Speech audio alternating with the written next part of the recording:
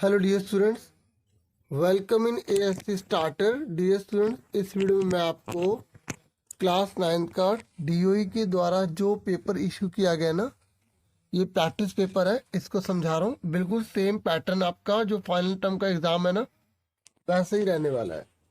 देखिए, जितने भी बच्चे अगर किसी और स्टेट के हैं तो वो भी इस वीडियो को देख सकते हैं, अगर उनके स्कूल में एनसीईआरटी को फॉलो किया जाता है तो। ठीक है, आप प्राइवेट स्कूल के हो, गवर्नमेंट स्कूल के हो, आप इस पेपर की प्रैक्टिस कर सकते हैं। ठीक है, तो मैं इसको अच्छे समझाऊंगा, एक ही चीज़ डिटेल में समझाऊंगा। और ये वीडियो इंग्लिश मीडियम स्टूडेंट्स के लिए रहेगी, हिंदी मीडियम के लिए आपको एक अलग वीडियो मैं प्रोवाइड करूंगा। ठीक है, तो क्या होता है कि अगर इंग्लिश हिंदी इकट्ठी करता हूँ तो उससे काफ़ी प्रॉब्लम क्रिएट हो जाती है बच्चों के लिए। ठीक है, तो पहला क्वेश्चन यहाँ पर बताया गया है,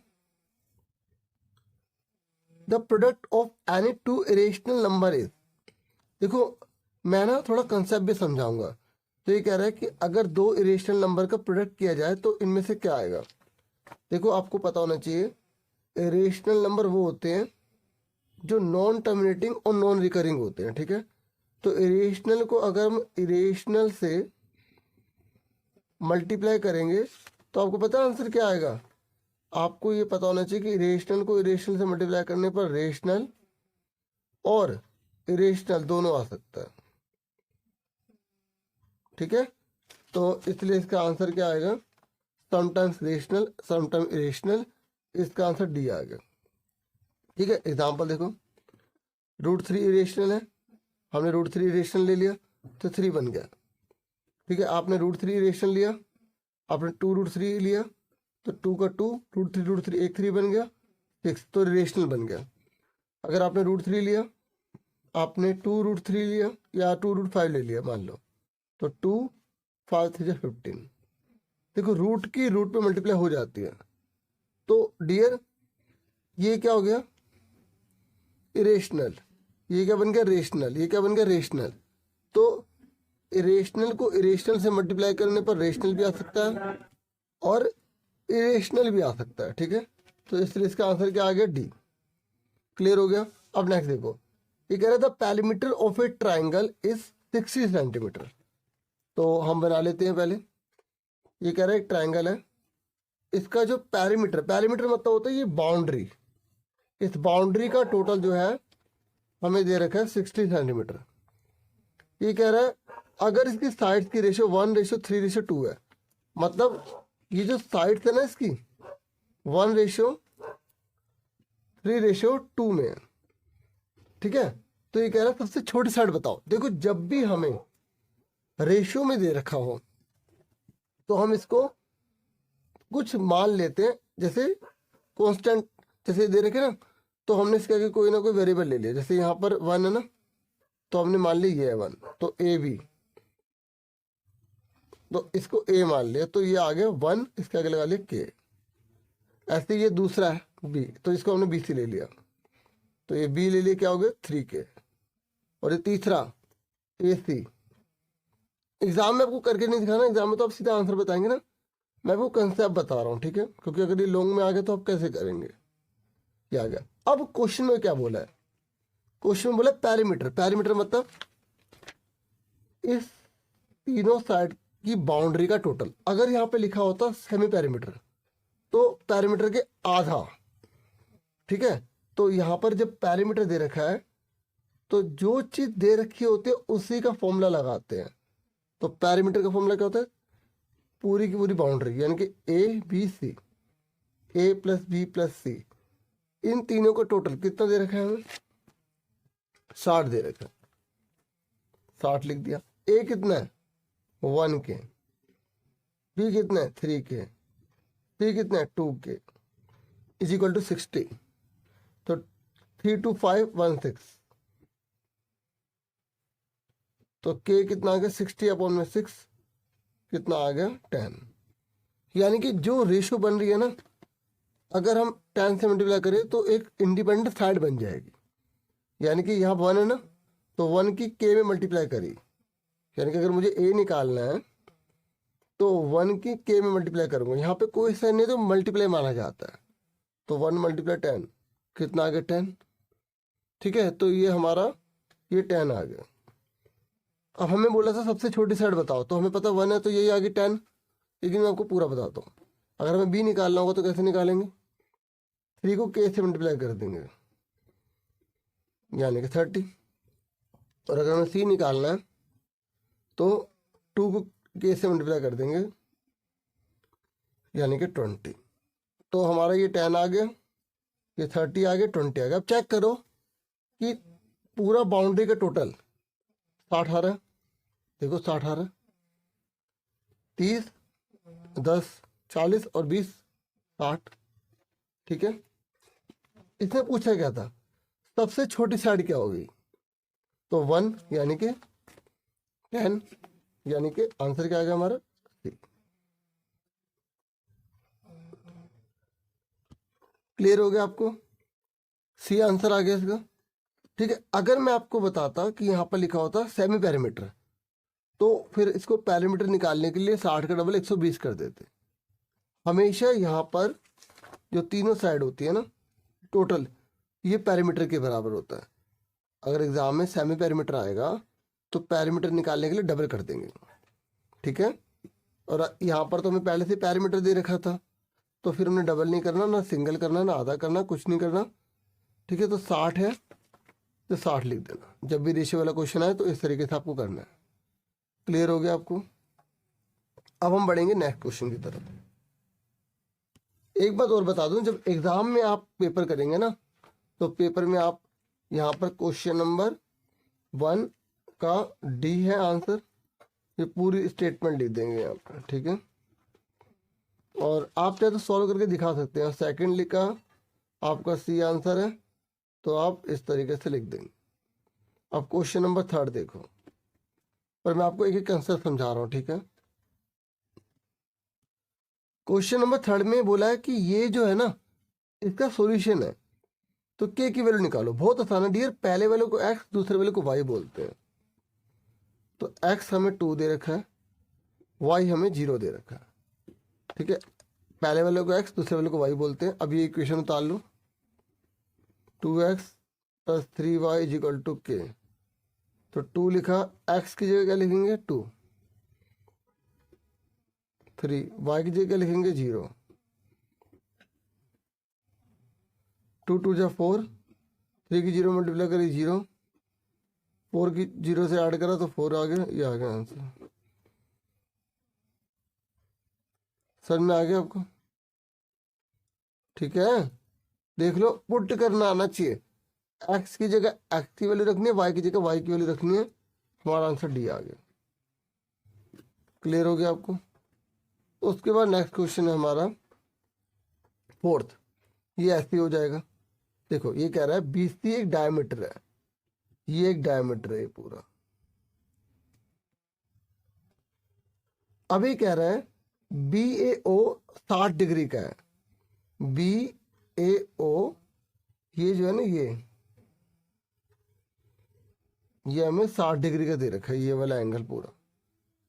ठीक है, तो आप ध्यान से समझिएगा। मैं आपको ना ये बुक पेपर पे करूंगा तो पेपर ही खराब हो जाएगा। आप ध्यान समझिए।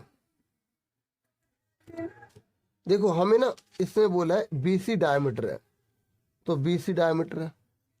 अब इसने बोला है कि BAO 60 डिग्री का है, तो ये O है सेंटर, ये हमने डाला ऐसे करके, ये A है। अब देखो ये भी रेडियस है और ये भी रेडियस, और ये कितने का 60 डिग्री का। ठीक है, जब आपने पढ़ा होगा छोटी क्लासेस में कि अगर साइड बराबर होती है तो आमने सामने के एंगल बराबर होते हैं। तो अगर ये 60 का तो ये कितने का होगा 60 का। अब एक ट्रायंगल के टोटल कितना होता है 180, तो ये 60 का तो ये भी कितने का होगा 60 का होगा। याद रखना बच्चों, अगर साइड बराबर है तो उसके आमने सामने के एंगल भी बराबर होते हैं। तो तीनों 60 60 के आ गए। इसने पूछा ADC कितने का होगा। देखो ADC आपसे ये वाला एंगल पूछ रहा है, ये वाला एंगल पूछ रहा है। सुन रहे मेरी बात। तो आप ध्यान से देखो, मैं इस फिगर में आपको बताता हूं। इसने क्या करा, यहां से एक लाइन डाली ऐसे करके और इसको ऐसे मिला दिया, और इसने पूछा कि हमसे ADC पूछा है, ये वाला एंगल। तो डियर मैंने आपको बताया होगा ये सर्कल होता है, ठीक है। देखो मेरा एक पुराना चैनल भी है, मतलब सिर्फ क्लास 9 के लिए बना रखा है, तो आप उसको अच्छे से उसकी पुरानी सारी वीडियो देख लो, आपको बहुत बेनिफिट मिल जाएगा।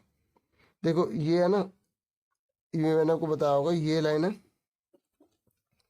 ये लाइन, इस लाइन से आप जितने मर्जी मतलब एंगल बना लो यहाँ पर, ये हमेशा बराबर होते हैं, ठीक है। मैं इसको सीधा करके बताता हूँ, ये सर्कल है, ठीक है, सर्कल है। तो हमने ये सेगमेंट डाला, क्या डाला, सेगमेंट।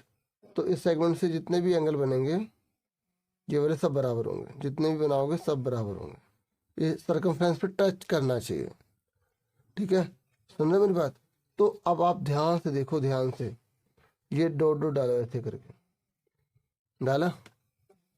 तो आप ध्यान से देखो, ये वाला एंगल और ये वाला एंगल बराबर है, तो ये 60 का, तो ये भी 60 का होगा ना, तो इसलिए इसका आंसर कितना आ गया, 60 डिग्री आ गया। क्लियर हो गया आपको, समझ में आ गई? देखो डीपली ना आपको समझना होगा कि कौन कौन से फॉर्मूले हैं। तो मैंने आपको बड़े प्यार से समझा दिया, जैसे सर्कल है, ये लाइन डाली, ये करा, ये करा, तो ये हमेशा बराबर होता है। एक रूल ये वाला है, एक रूल ये वाला, ये सेंटर है, ठीक है, ये सेंटर है और ये सर्कमफ्रेंस है। तो अगर ये 70 का है तो ये होगा 140 का। ये सेंटर पे बनने वाला एंगल ना सर्कमफ्रेंस पे बनने वाले एंगल का डबल होता है। ये सर्कल है, ठीक है, ये जो है डायमीटर है, तो इस डायमीटर से जो भी एंगल बनेगा ना ये वाला, हमेशा 90 डिग्री का होगा। कितने का होगा? 90 डिग्री का होगा, ये याद रखना है आपको, ठीक है। चलो अब आगे बढ़ते हैं। तो मैंने कोशिश करी है समझाने की, मुझे पूरी उम्मीद है समझ में आ गया होगा, ठीक है। तो अब उसके बाद नेक्स्ट क्वेश्चन 5 ये कह रहा है the base diameter of a cone is 10.5 centimetre. Cone बोला ना, तो कोन बना लो। तो इसने बोला डायमीटर 10.5 है, तो हमें ना रेडियस चाहिए होती है, ये रेडियस होती है। तो रेडियस कितनी होगी? 10.5 यानी कि 10.5 का आधा, ठीक है। अब इसने बोला स्लैंट हाइट 10 है, हमें ये जो टेढ़ी लाइन है ना ये वाली स्लैंट हाइट, ये 10 दे रखी है। एल कितना दे रखा है? 10 दे रखा है, ठीक है। अब इसने बोला कि एरिया निकालो, कर्व से एरिया, ठीक है। तो हमसे CS से पूछा है। आप इस चैप्टर के सारे फॉर्मूले याद कर लो, आराम से चैप्टर कर लोगे, ठीक है। CS ऑफ कौन क्या होता है? पाई आर एल। तो पाई की वैल्यू कितनी होती है? 22/7। कुछ नहीं बोला तो 22/7 ले लेंगे, ठीक है। 22/7। आर कितना दे रखा है हमें?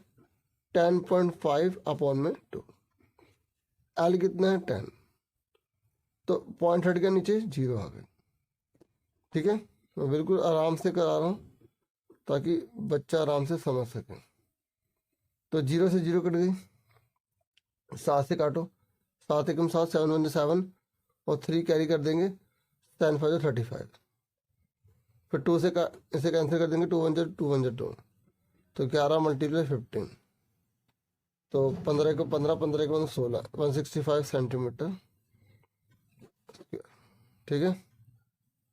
तो ये आ गया 165 स्क्वायर सेंटीमीटर, बी आंसर आ गया। क्लियर हो गया आपको? देखो मैं बिल्कुल धीरे धीरे करवा रहा हूँ, ठीक है। मैं चाहता था स्पीड से करा सकता, लेकिन फ़ायदा क्या, वो तो आंसर बताने वाली बात हो गई, ठीक है। तो छठा क्वेश्चन देखो, ठीक है। ये इसका फैक्टर है, तो ए की वैल्यू निकालो। जब ये इसका फैक्टर होगा ना, जैसे ये वाला है, इसको आप PX ले लोगे। तो ये मैं ना अगले पेज पे करवाता हूँ।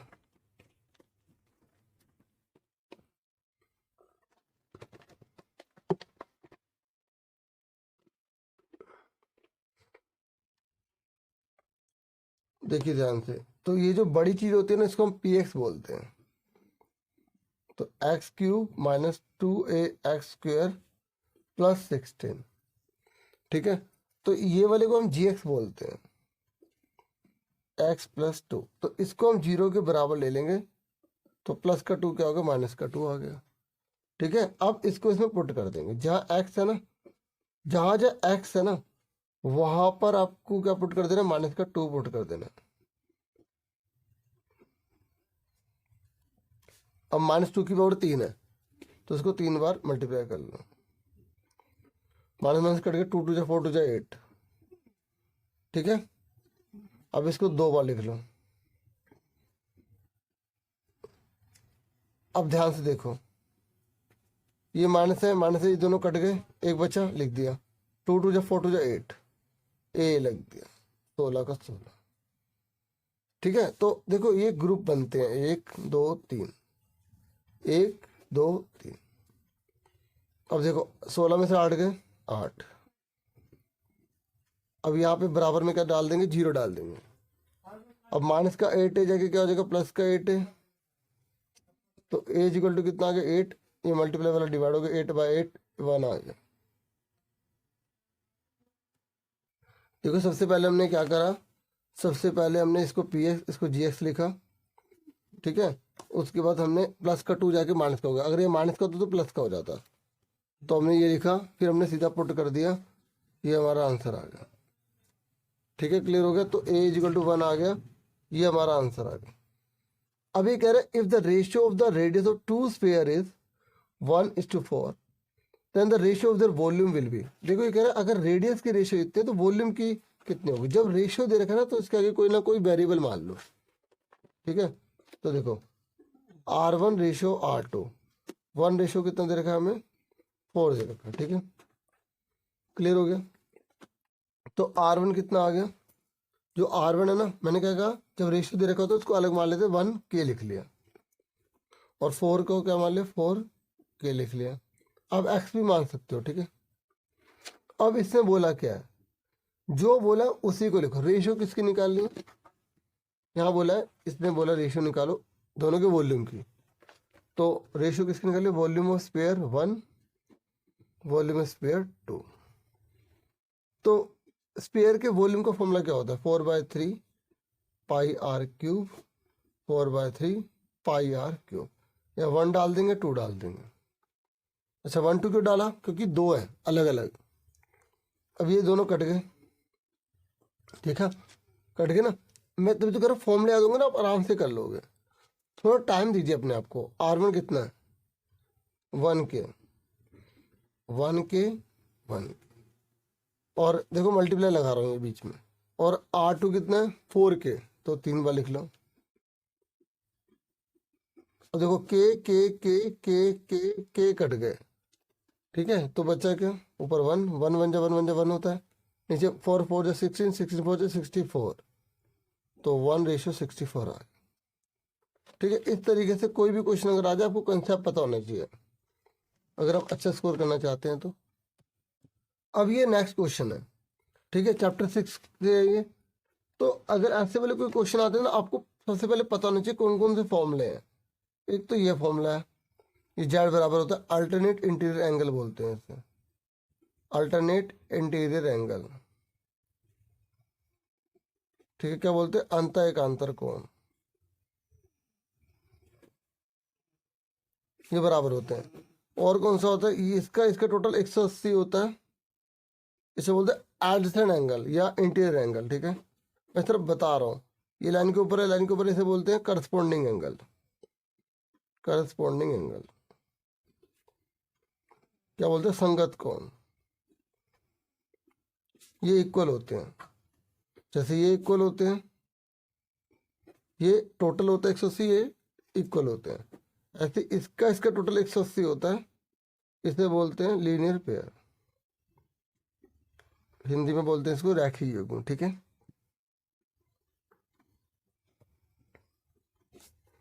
और एक होता है ये वर्टिकली अपोजिट एंगल, शॉर्ट में लिख दिया। तो अगर आप ये पहचान जाएंगे तो ये क्वेश्चन कुछ भी नहीं है। अब देखो ये जेड बन रहा है, तो ये कौन सा हो गया, ये वाला हो गया। अब आप आराम से इसे कर डालो फटाफट। तो ये क्या लिखेंगे, 3y = 2y + 25, alternate interior angle. अब हम तो 1 नंबर का क्वेश्चन MCQ पे तो लिखना जरूरी नहीं है, मैं समझा रहा हूँ खाली। देखो जेड बन रहा है, ठीक है। तो प्लस का 2y जाके क्या हो जाएगा, माइनस का हो जाएगा। 3 में से 2 के कितने बचे 1, तो y 25 आ गया, ठीक है। अब y 25 आ गया, हमें निकालना तो x है ना। तो अब बताओ इन दोनों में कौन सा फॉर्मूला लगेगा, बताओ कौन सा फॉर्मूला इनमें से, कौन सा है? ये वाला वर्टिकल एब्रेड एंगल। ये क्या होते हैं? इक्वल होते हैं। ठीक है, तो बस लगा दो, ये इसके बराबर लिख दो, x प्लस 15 बराबर 2y प्लस 25। अब हमें y की वैल्यू पता है, पुट कर देंगे यहाँ पे। देखो पुट करना आना चाहिए। 2y की वैल्यू कितनी है? 25। x प्लस 15, 25 दूना 50 प्लस 25। 50 और 25 कितना होगा? 75। प्लस का 15 जाके क्या होगा? माइनस का। 75 में से 15 का कितने बचे? 60। x कितने का आ गया हमारा? 60 आ गया। ठीक है, ये हमारा आंसर आ गया। ठीक है, अब उसके बाद नेक्स्ट क्वेश्चन देखो। अब नोवा क्वेश्चन देखिए। ये क्या रहा है? आपको ये मैप बना के दे रखा है, सोसाइटीज का है, तो इनको पढ़ के आंसर बताइए। ये कह रहा है कि आपको पता लगाना है कि सोसाइटी 1 और सोसाइटी 3 का एंगल्स का सम कितना होगा। तो देखो ठीक है, ये सोसाइटी 1 है, ये सोसाइटी 3 है, इनका सम पूछ रहा है। तो मैंने आपको ये फॉर्मूला बताया होगा। अब जो न्यू है न्यू नहीं पता वो देख लो इधर। ये देखो, ये सर्कल होता है, तो ये जब हम इसमें क्वाड्रिलेटरल बनाते हैं ना, तो आमने सामने का टोटल 180 होता है। इसे बोलते हैं साइक्लिक क्वाड्रिलेटरल।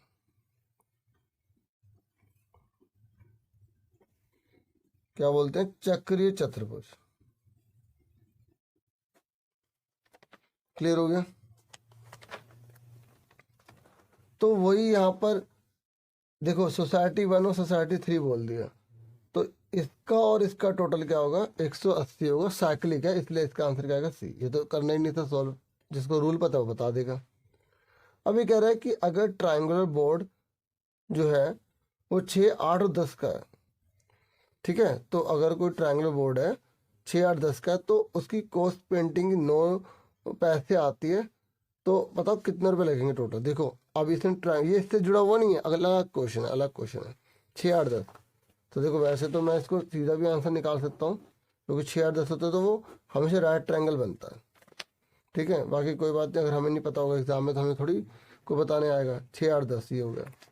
तो अब इसने बोला 9 पैसे, तो पहले इसका एरिया निकालेंगे। क्या निकालेंगे? क्योंकि कोर्स ऑफ पेंटिंग लिखा है, यहाँ पे लिखा है सेंटीमीटर स्क्वायर। जब स्क्वायर लगा तो हम समझ जाएंगे एरिया निकालना है। क्या निकालना है? एरिया। कभी कभी हमें क्वेश्चन में नहीं दिया होता एरिया निकालो, तो हमें क्वेश्चन में जो हिंट दी होती है उसे पता लगाना पड़ता है। तो जब 8, 6 और 10 दे रखा तो हम हीरो फॉर्मूले से भी कर सकते हैं ऐसे।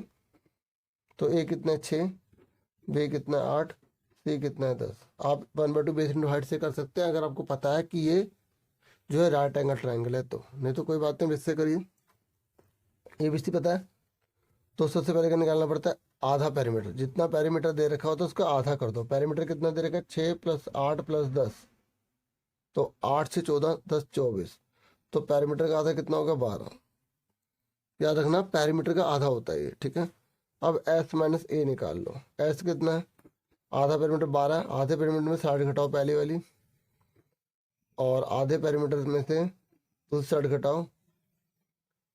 ध्यान रखना, अगर आधे पेरीमीटर में से 60 घटाने पर 0 आ जाए तो ट्रायंगल नहीं बनता, इम्पॉसिबल। ठीक है, क्योंकि कई बार पूछ लेता है। ठीक है, तो मैं कंसेप्ट बता रहा हूँ, अब मेरी बातों को याद रखना। ये निकाल लिया, अब हम निकालेंगे एरिया। अब एस, एस माइनस ए। याद रखना एक एक नंबर का क्वेश्चन है, पूरा पूरा डिटेल में लिखेंगे तो नंबर कट जाएंगे। मैं सिर्फ कंसेप्ट समझाने के लिए पूरा पूरा बता रहा हूँ। ठीक है, नहीं तो मैं शॉर्ट में कर देता फटाफट। S minus A, S minus B, S minus C, तीनों की वैल्यू लिख दी। कोई साइन नहीं था तो मल्टीप्लाई लगा दिया। ठीक है, इसका एल्सियम ले लो। 12 का एल्सियम क्या होता है? 2 × 12, 2 × 6, 3 × 3। तो 2 × 2 × 3, 6 का करो 2 × 6, 4 का करो 2 दूनी 4, 2। अब इस 2 में से एक बाहर आएगा, 2 में से एक बाहर आता है। ठीक है, और इन 3 में से एक बाहर आ गया, इस 2 में से एक बाहर आ गया, और इस 2 में से एक बाहर आ गया। तो 3 दूनी 6, दूनी 12, दूनी 24, आ गया 24 सेंटीमीटर स्क्वायर। अभी एरिया निकला है, अब हमें निकालना है रुपए। तो मैं ना यहीं कर देता हूँ, यहाँ देखो। देखो इसने बोला है 9 पैसे, 9 पैसे में कितने रुपए होते हैं? 9/100। तो हमारे पास कितने सेंटीमीटर है? 24। 24 से मल्टीप्लाई कर देंगे। अब 9 चौक 36, 9 4 36, 3 कैरी, 9 2 18 और 21 हो गया। अब 2 के पॉइंट लगा दो, 1 2, तो 2.16। तो इतने रुपए लगेंगे हमारे, 2 रुपये 16 पैसे। ये रहा। तो 2 रुपये 16 आ गया, हमारा आंसर आ गया ए। क्लियर हो गया आपको? अब ये कह रहा है which of the following need a proof. किसको प्रूफ करना पड़ता है? देखो थ्योरम को प्रूफ करना पड़ता है। तो आंसर ऐसे ही था। देखिए 12वां क्वेश्चन है, और 12वें क्वेश्चन में ये कह रहा है कि 2 ट्रायंगल हमें दे रखे हैं। तो 2 ट्रायंगल दे रखे हैं, हम ऐसे 2 ट्रायंगल बना लेते हैं, एक ये रहा और एक ये रहा। तो ये कह रहा है कि if 2 angles and the included sides of one triangle are equal to angles and the included sides of another triangle, then the congruence rule is। तो देखो ये कह रहा है कि ये 2 ट्रायंगल है, ठीक है, इसमें ना 2 एंगल है, एक एंगल ये रहा, एक एंगल ये रहा, और इसकी एक साइड ये रही। इसमें 2 एंगल है और इसकी एक साइड ये रही। तो ये इसके इक्वल है, ये इसके इक्वल है, ये इसके इक्वल है। तो ये कौन से रूल से होगा? तो देखो 2 एंगल के बीच में एक साइड है, तो कौन सा रूल होगा? ASA। ठीक है, देखो ये है ना, आपको पता होना चाहिए। ये आंसर आ गया इसका ASA। देखो मैं आपको बता दूं, देखो कौन कौन से कॉन्ग्रुएंस रूल होते हैं। एक SS वाला होता है, एक SS वाला होता है, एक AAS वाला होता है, एक RHS वाला होता है, ठीक है, और एक ASA। तो ये होते हैं। और कौन कौन सा नहीं होता? एक AA नहीं होता, और SSA या ASS नहीं होता। ठीक है, तो आपको इस तरीके से पूछा गया। थोड़ा थ्योरी है, इंग्लिश में लिखा। अगर इंग्लिश में थोड़ा सा वो है तो हिंदी में लिखा है, आप आराम से बता देना। अब इसमें देखो 13 क्वेश्चन में ये कह रहा है कि एंगल C 60 डिग्री का है, ठीक है, ये पैरेललोग्राम है और ये भी पैरेललोग्राम है। तो कह रहा है AEF कितने का होगा? AEF देखो ये 60 का, तो ये कितने का होगा? ये आपको पता है कि पैरेललोग्राम में अपोजिट जो एंगल होते हैं वो इक्वल होते हैं। ये 60 का, तो ये भी 60 का होगा। और आपको ये भी पता होगा कि जो पैरेललोग्राम होता है ना, जो पैरेललोग्राम होता है, अगर ये 60 का है तो ये दोनों एडसेंट होते हैं। तो ये 60 का, तो ये कितने का होगा? 120 का। तो ये कितने का आ जाएगा? 120 का आ जाएगा। ये तो सिंपल था, ठीक है। अब ये कह रहे हैं किसके बराबर होगा? देखो आपको ये फॉर्मूले पता होने चाहिए। A + B, A - B, A² - B² होता है, ठीक है। और ऐसे A + B का होल स्क्वायर किसके बराबर होता है? A² + B² + 2AB के बराबर होता है।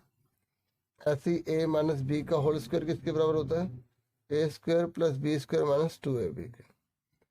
तो यहाँ पर पूछ रहा है कि ये किसके बराबर होगा? तो आप फॉर्मूला देखो, इनमें से कौन सा लग रहा है? देखो √A + √B और √A - √B। तो देखो जब पहले वाला सेम है, बाद वाला सेम है, साइन अलग है, तो ये वाला फॉर्मूला लगेगा। पहले वाला सेम, बाद वाला सेम, लेकिन साइन अलग है, तो ये वाला लगेगा। तो इसमें क्या फॉर्मूला बोला गया? पहले वाले पे स्क्वायर लगाओ, दूसरे वाले पे स्क्वायर लगाओ, पहले वाले पे स्क्वायर लगाओ, दूसरे वाले पे स्क्वायर लगाओ, और बीच में क्या लिखना है? माइनस। तो बीच में माइनस लगा दिया, तो रूट से स्क्वायर कट गया, A बचा, रूट से स्क्वायर कट गया तो B बचा, A - B आ गया। ये आंसर आ गया हमारा,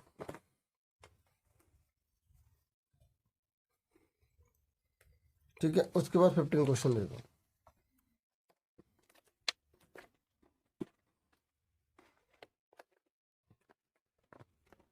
15वें क्वेश्चन में कह रहा है this is the picture of an ice cream cone. ये आइसक्रीम कोन की पिक्चर है। कह रहा है रेडियस 4 है, लिख लेते हैं, हाइट 15 है, लिख लेते हैं। तो ये कह रहा है कि an ice cream seller keeps 1/4 of its empty. अगर इसका 1/4 हिस्सा खाली रखता है, इसमें 1/4 हिस्सा खाली रखता है, यानी कि 3/4 भरा हुआ है। तो कह रहा है वॉल्यूम निकालो, what is the volume in cm³ of the empty part of the cone. सिर्फ खाली हिस्से का वॉल्यूम निकालना है। तो देखो पहले आप देखो वॉल्यूम ऑफ कोन, फॉर्मूला क्या होता है वॉल्यूम ऑफ कोन का? 1/3 पाई आर स्क्वायर एच होता है। अब इसमें से खाली कितना है, खाली है 1/4, तो हम लिखेंगे वॉल्यूम ऑफ, वैसे तो सीधा कर देना, मैं सब समझाने के लिए लिख रहा हूँ, ठीक है। वॉल्यूम ऑफ एम्प्टी कॉन, तो जितना एम्प्टी है उस हिस्से को मल्टीप्लाई कर दो, 1/4 है तो 1/4 को मल्टीप्लाई कर दो 1/3 से, मतलब पूरे फॉर्मूले से। अगर वो बोलता भरा हुआ, तो भरा हुआ 4 में से 3/4, तो 3/4 से मल्टीप्लाई करता है। अगर भरा हुआ बोलता तो यहाँ फिल्ड हो जाता, ठीक है, समझ रहे हो। यहाँ पर एम्प्टी का ही पूछा है, एम्प्टी का ही पूछा है। अब देखो सब आंसर पाई में, तो पाई को हमें खोलना नहीं है, ठीक है। तो 1 1 जा 1, 4 3 जा 12, पाई को ओपन नहीं करना। आर कितना है, आर है 4, 2 बार लिख लेंगे। एच कितना है 15, अब काटो 4 3 जा 12, ठीक है, और 3 5 जा 15, 5 4 जा 20, तो 20 पाई आ गए। आप देखो ये रहा 20 पाई। फिर उसके बाद नेक्स्ट है, एक कह रहा है if a linear equation has solution ये एंड ये, then it is a form of, ये कह रहा है कि ये लीनियर इक्वेशन 4 दे रखी हैं, इन चारों में से ये किसके सॉल्यूशन है। ये 4 इक्वेशन दे रखे हैं, इन चारों में से किसके सॉल्यूशन है ये वाले। देखो यहाँ देखो, y में से x घटाने पर 0 आना चाहिए। देखो चेक करो, y कौन सा, बाद वाले को y बोलते हैं ना, पहले वाले को x बोलते हैं। तो y कितना है, यहाँ पे 2 लिखो। देखो मैं यहाँ पे रफ में करता हूँ, y minus x is equal to 0। तो ये देखो ये, तो 2 माइनस y कितना है 2, x कितना है माइनस कर दो, तो माइनस माइनस प्लस, तो 4 आ रहा है। यानी कि ये वाली इक्वेशन नहीं है, ये वाली इक्वेशन है, ठीक है, यही वाली है। अब मैं सीधा कर देता हूँ। देखो x में x जोड़ेंगे, सॉरी x में y जोड़ेंगे तो 0 आएगा, -2 में 2 जोड़ेंगे तो 0 आएगा, सही है। अब 0 में 0 जोड़ेंगे तभी 0 आएगा, और 2 में -2 जोड़ेंगे तभी 0 आएगा, ये देखो, और 0 में 0 जोड़ेंगे तभी 0 आएगा। तो इस तरह इसका आंसर क्या होगा बी, मैंने इसी में कर दिया, ठीक है। फिर नेक्स्ट कह रहा है which one of the following is note the graphical representation of statistical data. देखो ये कह रहा है कि जब हम स्टैटिस्टिकल डाटा को दिखाते हैं तो इनमें से कौन सा रिप्रेजेंटेशन नहीं है। देखो आपने स्टैटिस्टिकल पढ़ा है ना, तो कौन कौन सा होता है, इसको क्या बोलते हैं बार ग्राफ, इसको क्या बोलते हैं हिस्टोग्राम, इसको हिंदी में दंडालेख बोलते हैं, ठीक है, इसको आयचित्र बोलते हैं हिंदी में। और इसको क्या बोलते हैं, पहले हिस्टोग्राम बनाओ, फिर इसके बाद इसके मिड पॉइंट से मिला दो, इसे बोलेंगे हिस्टोग्राम विद पॉलीगन, ठीक है, histogram with polygon.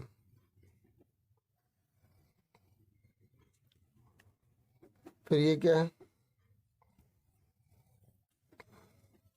Adjusted histogram, फिर ये क्या है पॉलीगन। तो ये आपके कोर्स में है ना। तो ये पूछ रहा है इनमें से जो है कौन सा जो है, ये इसका आंसर डी था, ठीक है। इनमें से कौन सा स्टैटिस्टिकल जो है ग्राफिकल नहीं होगा। देखो बार ग्राफ भी है, हिस्टोग्राम भी है, और फ्रीक्वेंसी पॉलीगन भी है। टैली मार्क्स में होता तो इसका आंसर डी आ गया, ठीक है। समझ में आ गया, मैंने आपको अच्छे से ना करके बता दिया ताकि आपको पता लगे। इसको पूरा बोलते फ्रीक्वेंसी पॉलीगन, ठीक है। अब हम नेक्स्ट क्वेश्चन में बढ़ जाते हैं। नेक्स्ट क्वेश्चन है हमारा, ये कह रहा है अगर एक ट्रायंगुलर फ्लावर बेड जिसकी साइड्स ये हैं तो एरिया क्या होगा इसका। तो हीरोन फॉर्मूला लगा लेंगे यहाँ पर भी, फटाफट कर लेते हैं, ठीक है, जल्दी जल्दी करेंगे इसे। और मैं आप सबसे रिक्वेस्ट करूँगा कि आप मुझसे, मतलब जैसे मैं कर रहा हूँ वीडियो को रोक के आप खुद करें, फिर अपना आंसर कमेंट बॉक्स में लिखें या मैच कर लें, ठीक है, सही है या गलत है वो बता दें कि आपको सही था गलत था। तीनों पहले लिख लिए, पहले आधा पैरामीटर निकालेंगे, पूरा पैरामीटर लिख के उसका आधा कर देंगे। तो 5 + 8 + 11 बटे में 2, 11 8 19, 19 और 5 24, कितना आ गया 12 आ गया, कितना आ गया 12। ठीक है बच्चों, अब हम s माइनस ए निकालेंगे। 12 माइनस 5 कितना हो गया 7। s माइनस बी निकालेंगे, 12 minus 8 equal to 4। s minus C निकालेंगे, 12 माइनस 11 इजिकल टू 1। अगर जीरो आ जाए तो ट्राइंगल पॉसिबल नहीं है, याद रखना। ठीक है, अब एरिया, एरिया का हम लोग क्या होता है S minus A, S minus B, S minus C. S कितना दे रखे हैं हमें 12, ठीक है ये रहा 12। एस माइनस ए कितना दे रखा है 7, 4 और 1। तो 12 के टुकड़े करो, 3 दूनी 6 दूनी 12, 7, 4 का 2 दूनी 4। अब देखो 1 2 3 4, तो 2 में से 1 2 बाहर आ गया, इस 2 में से 1 2 बाहर आ गया, और इसका कोई पेयर नहीं, इसका कोई पेयर नहीं है, तो 7 3 21 7 3 21 यहाँ पर लिख दिया। तो ये कितना होगा 2 2 4, 21 सेंटीमीटर, और सॉरी मीटर है, तो मीटर स्क्वायर। तो ये देखो कौन सा आंसर है, ये रहा। ठीक है, 18वें का ए आ गया। अब ये कह रहा है असर्शन रीजन। ठीक है, तो ये कह रहा है पैरेलल लाइंस जो होती हैं वो लाइन होती है जो कभी एक दूसरे को काटते नहीं, तो ट्रू है ना ये। ठीक है, ट्रू है। अब ये कह रहा है पैरेलल लाइंस जो होती हैं can be 2 or more lines, parallel lines can be 2 or more lines. ये कह रहा है पैरेलल लाइन 2 या 2 से ज़्यादा भी हो सकते हैं, तो ये भी ठीक है। पर पैरेलल लाइन 2 या 2 से ज़्यादा होती है तो क्या उसका रीज़न, मतलब क्या एक दूसरे को नहीं काटती, तो उसका रीज़न ये है कि 2 से ज़्यादा होती हैं, नहीं ना। तो दोनों ठीक है, लेकिन रीज़न ठीक नहीं है, रीज़न ठीक नहीं है। तो हम जब रीज़न ठीक नहीं होता तो हम बी पे टिक करते हैं। क्या आ गया आंसर इसका बी। दोनों ठीक है लेकिन रीज़न ठीक नहीं है। ठीक है, समझ में आ गई। ये कैसे किया जाता है सेशन रीजन वाले क्वेश्चन। अब देखो पढ़ो, ये degree of non zero constant polynomial is zero. ये कह रहा है जो नॉन जीरो कांस्टेंट पॉलिनोमियल होता है उसकी डिग्री जो है जीरो होती है। मैं आपको अब थोड़ा सा इसके बारे में बता दूं, ठीक है, आपको काफ़ी हेल्प मिलेगी। देखो भाई बच्चों, ये जो जीरो होता है ना इसे बोलते हैं जीरो पॉलिनोमियल, जीरो पॉलिनोमियल। अगर बाकी गिनती लिखा आ जाए 3 4 8 100, ये सब गिनती की जितनी भी गिनती है इन्हें बोलते हैं कांस्टेंट पॉलिनोमियल।